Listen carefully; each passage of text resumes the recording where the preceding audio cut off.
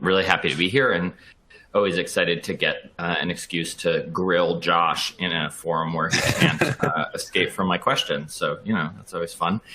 Welcome. Thank you for joining me, Josh. And I'll just say up front, I could easily talk to Josh for an hour or two. We only have a half hour, so I won't do that. But if folks in the audience have questions that come out of our conversation, by all means, drop them in the Q&A box, and I will try to hit on some of them rather than hogging the question asking microphone the whole time myself.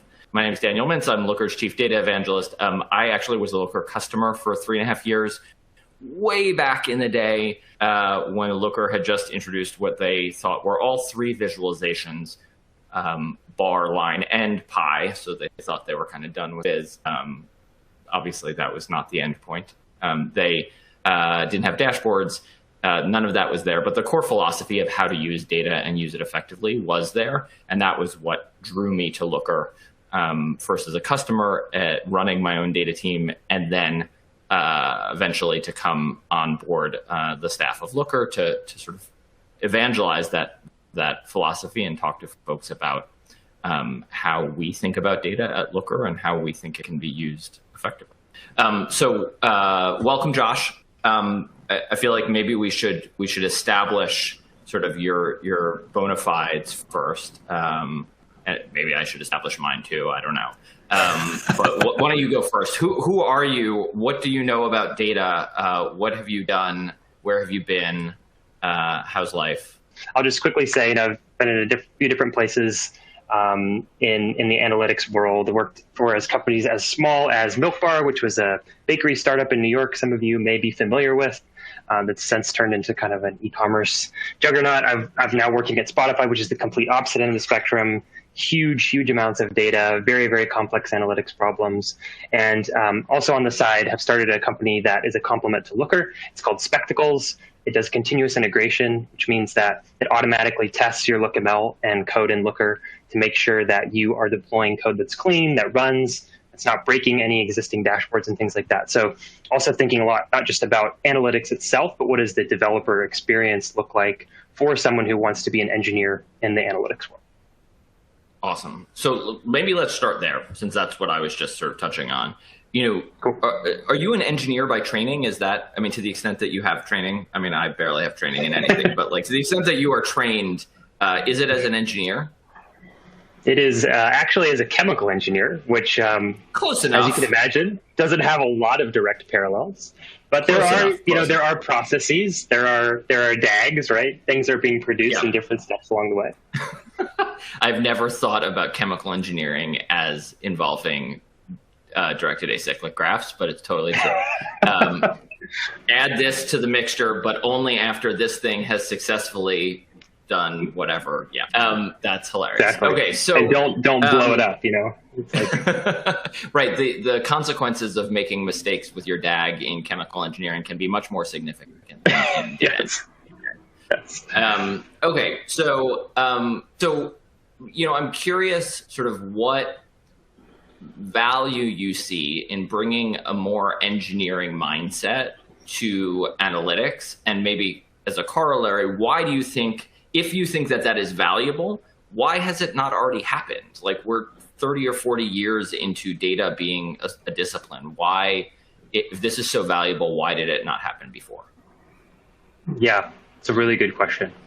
I think it's valuable because much of what we do in the data world has corollaries to the way that software is developed. There is code being written, there are systems running software on hardware that have inputs and outputs. And so even though I'm always a little bit wary of comparing things too directly to software engineering, it's a really, really natural comparison. And we have the benefit in that because the data and analytics community has sort of picked up these disciplines later, we have the benefit of years and years and years of people figuring out what is the best way to develop software collaboratively in a way that won't break things when we make changes, in a way that we can sort of anticipate the future of what happens when we do something. Like all of these really great practices that have been developed in the software engineering world make a lot of sense in the data world, but they're not exactly perfect comparisons. One thing I think about a lot is the idea of testing. And so, when you think about like a unit test in software, you have this function that you've written code for, and you want to understand, if I put this input in, will what I expect come out? That kind of works in data, but like in data, you have really, really complex inputs because it might be a table with 30 columns and millions of rows, and that's much harder to conceptualize about in the way that you would in software. So it's not perfect, but I think what we're finding in the community is when we adopt some of these best practices that we see in software engineering, it actually solves a lot of the problems that we have in data. They just need to be tweaked a bit. And so to answer your other question about why I think it's taken so long, I'm not sure. I'm still relatively young, and I wasn't doing BI back in the early 2000s, so I can't really tell you why. But I actually think that's actually a symptom of it, right? There's a lot of people who are newcomers to the space. And so, especially when you think about even the kind of like education that existed in analytics, as data science was sort of coming up, and this whole world was, I don't want to say starting, but it was very focused on like, how can you train models and how can you write Python code and things that are like really important if you're a technical data scientist, but actually aren't really that important to the larger BI world. And so you had a lot of people coming in who were learning from that type of education, and we're not learning the engineering approach to doing things, and they're running into all kinds of problems. And these are the problems that are solved by things like version control, that are solved by things like testing, that are solved by things like DevOps and monitoring. And so I think we're now learning as a space that like, yeah, these things are important, and we're teaching ourselves how to do it as we go, which is really cool. Yeah, absolutely. So I agree with all of that. Does that mean that to be successful, analysts today need to be engineers? Or does it mean that, there need to be people on each team that have that engineering background? Or are you seeing, as you said, as those concepts get tweaked for porting over to analytics, that they sometimes sort of lose not the complexity, but lose the sort of difficulty of the learning curve and become easier to adopt? Yeah, I think it's even interesting to see that as analytics becomes more widely adopted, and as it becomes possible to surface data and insights directly in the tools that people use, the definition of even like what is an analyst starts to get more blurry. I mean, if I am a marketer and I'm, working in a BI tool, or I'm working in a marketing attribution tool or something like that, like, yeah, maybe I can't even write a line of SQL. I am doing, in some ways, analytics. And so what I think is required is you need people who do have an engineering mindset to build the foundation or the playground in which people who are analytical, whether we call them analysts or not, people who are analytical can come and play and explore and learn. And I think having people with an engineering mindset who are building things in a scalable and sustainable way is really important. But I even think about like the finance world, right? So when I worked at Milk Bar, I was technically on the finance team because they didn't really know where to put me. And actually it was really interesting working next to all of these accountants all day because they're very smart people and they really are analytical and they're really good at coming up with insights. They lack the engineering tooling to be able to do that. And I actually hope the finance world gets rocked by this fundamental change in analytics. I hope that finance people start to become more like data analysts over time. But it was amazing, like the combination of the two of us where they needed data, but getting to data that was easily accessible and easily analyzable and something that they could put into their Excel files was really challenging for them. And then for me, I lacked some of the skills to see how those numbers were connected to the broader business story they were trying to tell and the information that they were getting from the rest of the business. It was a really great partnership there where I could set up data in a way that was right and like fresh and easy to pull. And they could come in and put that into the environment where they like to work and answer the questions they needed to. Yeah, that's a great point. And I think we do ourselves a disservice if we think that the only people in a company who, or of our colleagues who are analytical are the ones who can write SQL or, understand a histogram or something, because, there are people who have social science backgrounds, or people, as you said, who have accounting backgrounds, who are deeply analytical. Like, they are working with numbers and experiments and understanding what's happening using sort of data all the time, right? That is their world. And, sometimes they just don't know what they don't know, right? They don't know what is possible. And so they sort of trudge along with the tools that people have been using in their discipline for a really long time, because that's what's been available. But, I think one of the fun things, particularly in small companies that are just sort of getting started, where there's so much to do, is that spark where you go and talk to somebody and they're like, oh yeah, well, this is the week each month where I have to spend pulling the data from the thing and doing the cleanup before we send it off to the thing, right? And you're like, oh, I could script that for you. It'll take me, a day or two, and then it'll be done and you'll never have to do that again. And they're like, A, what is the script? And B, that sounds amazing, and you are about to become my best friend, right? And so, that connection of like, oh, you are trying to do something analytical, and I can help you. I can make your life so much better, so that you can use your brain power to spend on something more valuable to the company. I love those moments, right? And as you said, I think having an engineering background, gives you that ability to sort of see things as building infrastructure and sort of foundational elements that don't necessarily go to solving this one business problem right now, which is often what people who are analytical are trying to do, right? Oh, I'm the marketing analyst, and the CMO needs to make a decision about whether to fund this ad campaign or not. And she needs this data, right? She needs an answer to this question. What is the ROI on the campaign that we ran last week? She does not care what tool I use. She does not care how I get there. All she cares is that by the end of the day, there is a number on her desk that tells her what the ROI, right? Versus people who are like, oh, I don't care about that one campaign or that one ROI number. What I care about is making a scalable, maintainable system that's going to make every question that the CMO asks easy to answer in the future. And so having... and absolutely, and accurate, right?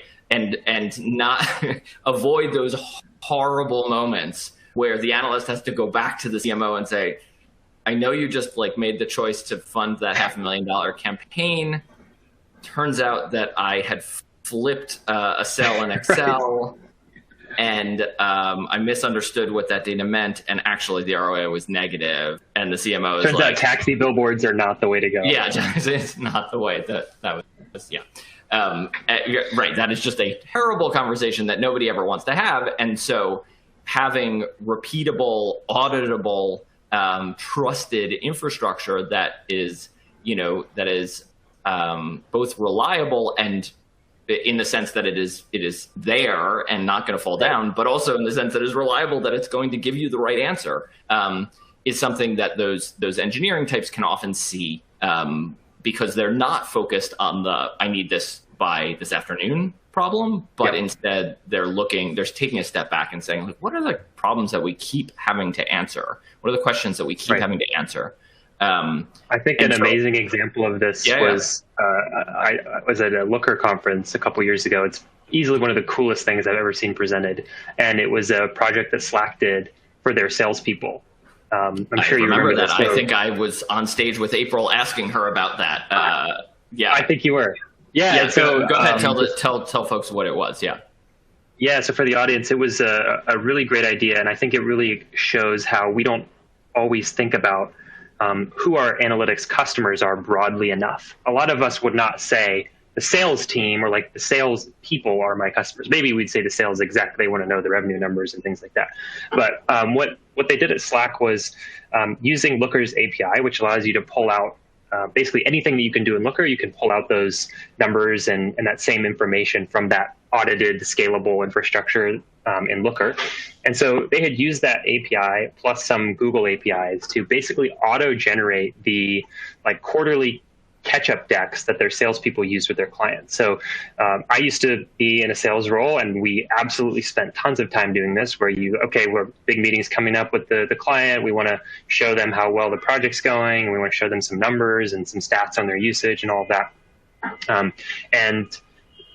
That takes a lot of time, and it also means that someone who is a salesperson and is maybe not the best person to be coming up with analytical insights is also having to go and find those numbers and tell the story and put all this together. And it just takes a ton of time that probably a salesperson would rather spend doing other things. So what Slack did was they created a system by which in Slack, the rep themselves could request from the system to build a sales deck for them for a client. So they would say, go generate me, a deck for Pfizer or whatever the company was. And it was like an hour or something like that. Maybe it was even less than that. The bot would message back with a link saying, here's the slides, and they could go in, they could edit them. There were places where they could tell their own personal story. And I mean, just the amount of time that it must have saved their sales organization in doing that. I just think that was such a beautiful example of, we have a system that we've set up in an engineering way, but ultimately it's in service of a product that saves people time, that makes people confident in what they're going to present to their client. It saves them the emotional energy of even just making a mistake in front of a client. When you think about good product development, to me, that was just an incredible example of how to use something like Looker, how to use a good BI stack to actually move the needle for people at your company. Yeah, I think I couldn't agree more. I think it's absolutely a stellar example. And I think it just shows, to your point, it shows the value of sort of product thinking, right? Of what is the problem that my user has? The problem that my user has nothing to do with data. The problem that my user has is that they are salespeople and they need to tell a compelling story to their customers about why they should re-up or buy more seats on Slack.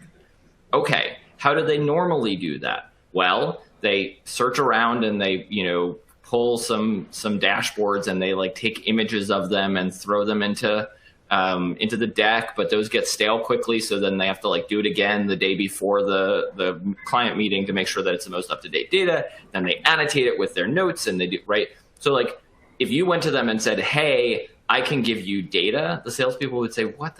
No, I don't, go away. I don't need data. But if you said, hey, I can help you tell a really compelling story with numbers to all of your customers, and I can do it in a way that requires no effort from you. You press an easy button and magically there is a deck that you can use for your customer that is tailored to your customer to show them how valuable Slack is and why they should buy more. Every sales rep is going to say yes to that, right? Why on earth would you not say yes to that?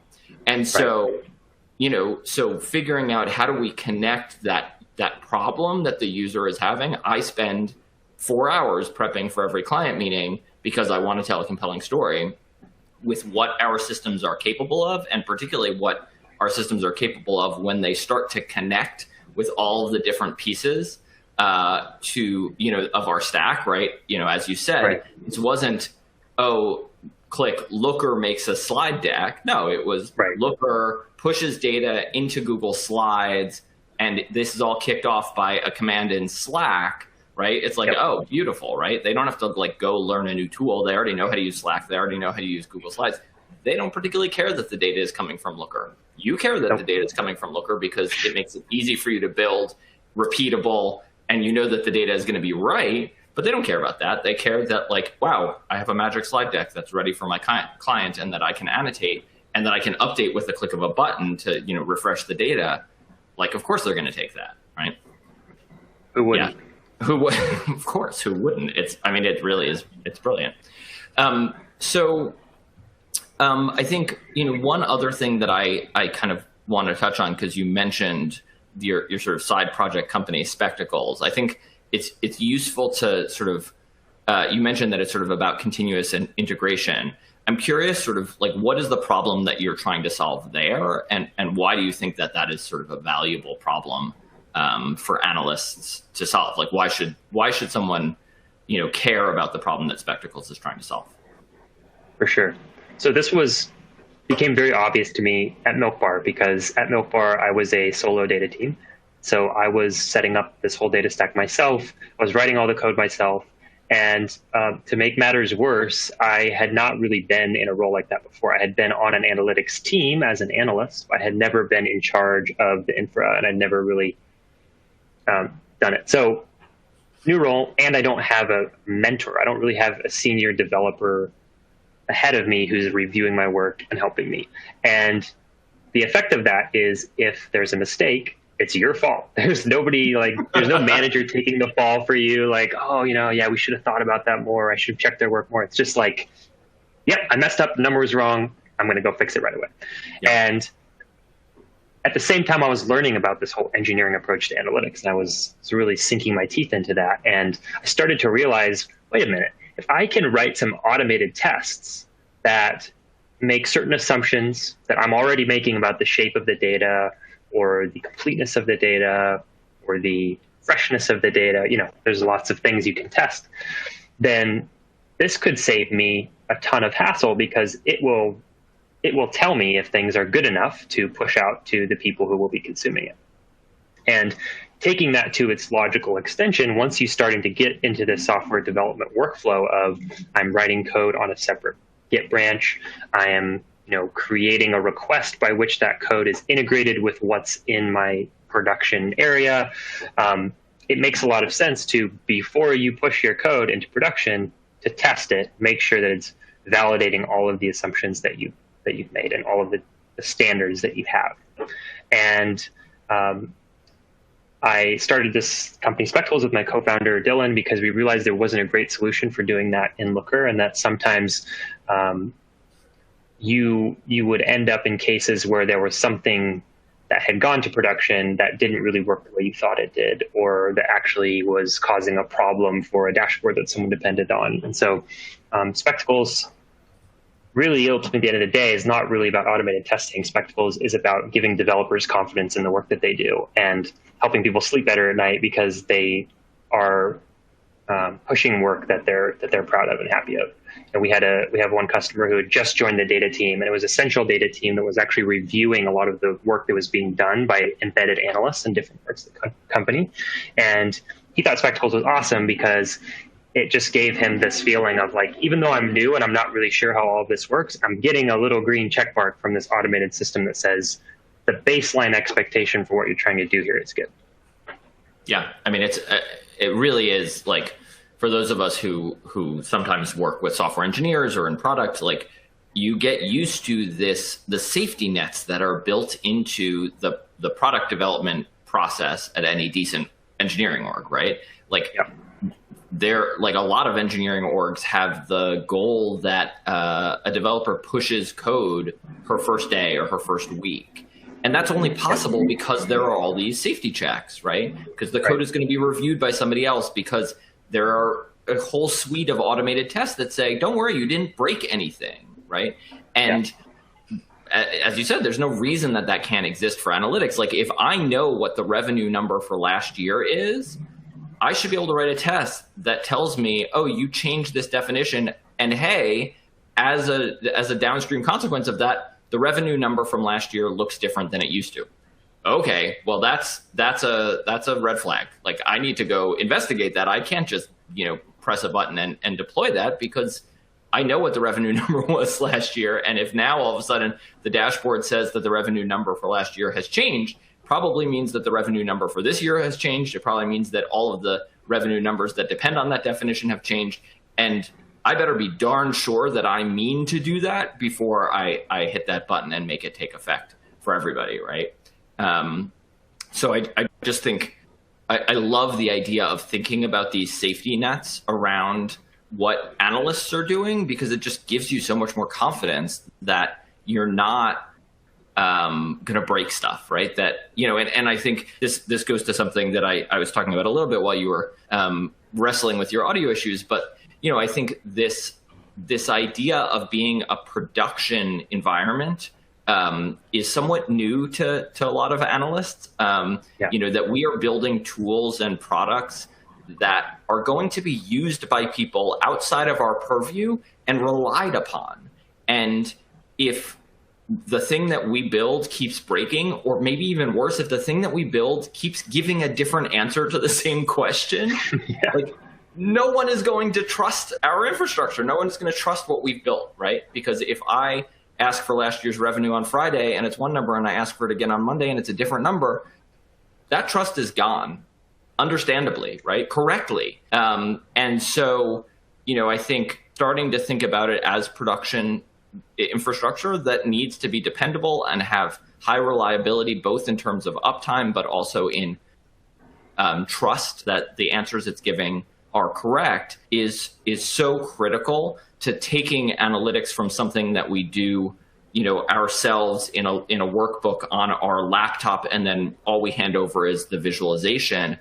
But then when somebody comes back to us inevitably and says, hey, I know you did that analysis by region for the last 6 months, but I really need it by state for the last 9 months. And you're like, all right, I guess I got to go start from scratch, right? Like, if we're going to get out of that world where what we're doing is just responding to requests for data and data extracts, to a world where we're actually building tools that people are using because they help them do their jobs better every single day, I think we need to start thinking about what we're building in a more serious way, in a way that that goes beyond just sort of traditional BI and isn't just dashboards and reports, but really is embedding that insight into all the tools that people are already using, pushing out alerts when something important pops up in the data, and is surrounded by the full ecosystem of tooling that makes it possible to build those big complex systems collaboratively.